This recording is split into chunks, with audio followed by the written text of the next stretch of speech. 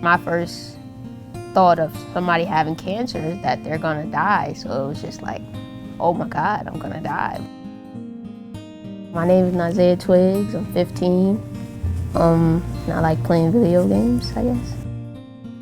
Nazea was diagnosed with osteosarcoma. We came home from school on a Wednesday. Leg was a little swole. Thursday, it was twice the size. Friday morning, he couldn't walk on it. They said it's tumor, possibly cancer. CHKD, we went on Monday. We met social workers, doctors, nurses. They told us Nazea had cancer.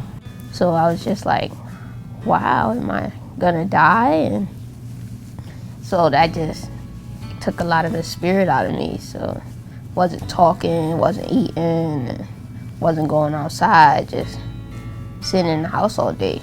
He had a total knee replacement because that's where the tumor initially started in his right leg. He's had 50 tumors removed from his lungs. He was on the basketball team, he was on the football team, you know, things that are far away for. And then it just all stopped. You know what I mean? We replaced basketball and football for chemo and CHKD. One day you wake up, everything changes. Your child, your household, your finances. It's mind-blowing. It's just really hard watching your kid go through, you know what I mean? Just not doing kid stuff no more, you know what I mean? It's crazy.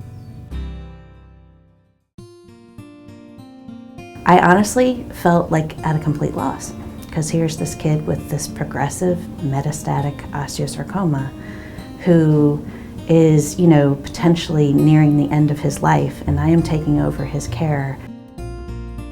Changing doctors in this scenario at this time in his treatment was extremely challenging for all of us. It was hard for them. They really felt a loss, and it was difficult for me because I had a loss of not being part of all the conversations and knowing sort of where they were and where they were coming from and understanding the sort of lay of the land, if you will. You know, his dad doesn't say a word, not a word. And so I have no idea what's going on in his head.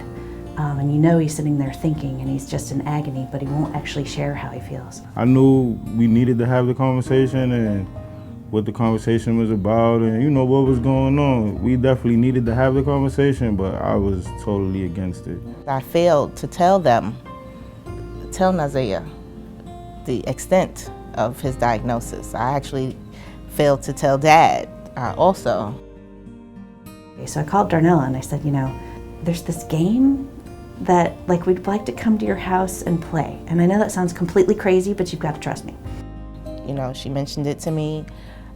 Dr. Pegram went a little deeper. I knew it would be a little difficult to get it past my family. I was against the game from the beginning. When they came for talk, they told us about the game and what it was about, and I really shot the game down, you know what I mean? I just ain't really want to have the conversation, that's it.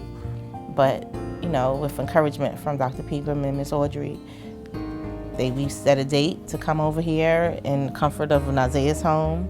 My mom came home from work and said that the nurse and the doctor is coming to play a game that will probably really help us out. I was like, that's cool.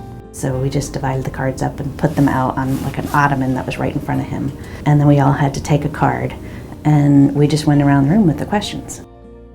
I feel like I think about this stuff all the time, so it was just like, I'll just say what I had thought about. Like one of the questions said, what would you want to do with your body after you died? I will actually want to be spread around the earth, like be everywhere, like spread some in the ocean, spread some in the air, and just be everywhere basically. And then some questions you want to answer, like she might have a question, I'm like, that been on my brain, I might want to answer that too. So we had this incredible experience. We all like teared up at some point. We all laughed at some point. I was really shocked how much we laughed. I've never gone to a home visit to have this kind of conversation about how the reality of the fact that this child is likely going to die of his disease. And he was the one that brought it up at the beginning. Because we were all like, well, we never know when we're going to die and all that. And he's like, yeah, but in this room, I'm pretty sure I'm going to be the first. And so we were just honest. Yeah, we're worried about that too, Nazea. Even though like we was having the conversation for Nazea's sake, it helped all of us because that's something I don't want to talk about that myself, you know what I mean? I couldn't believe how much Stefan would share. I mean, I think I was most blown away by him because I'd hardly ever heard him speak because he just didn't talk much when he was here. And I mean, he got one of the questions about, you know, what would you carry with you to remember somebody? I can't remember the exact wording of the question, but he pulls out of his pocket a picture that's like laminated. There were two of them. He had all kinds of things in his pocket. But look, I got this right here. This has been in my pocket since December 2010. This is a girl from my block that passed away named Kelly.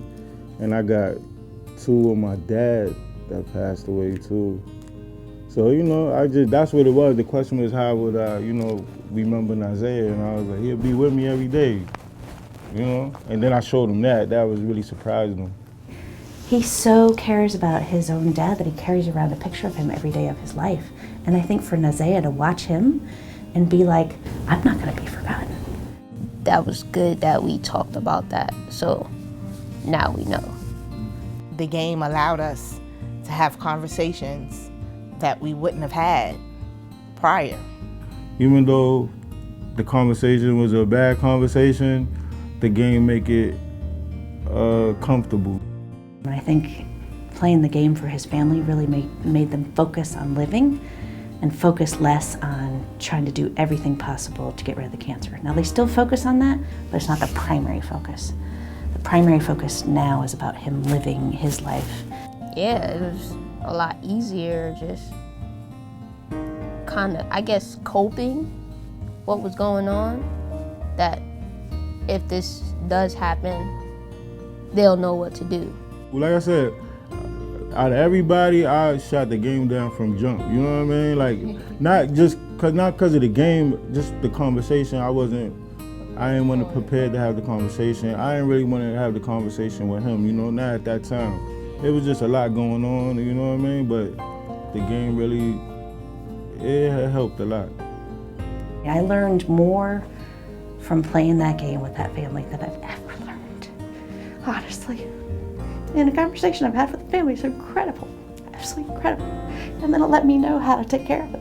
What was important to the kid, what was important to the mom, and most importantly, what was important to this dad, who I previously had barely had a conversation with.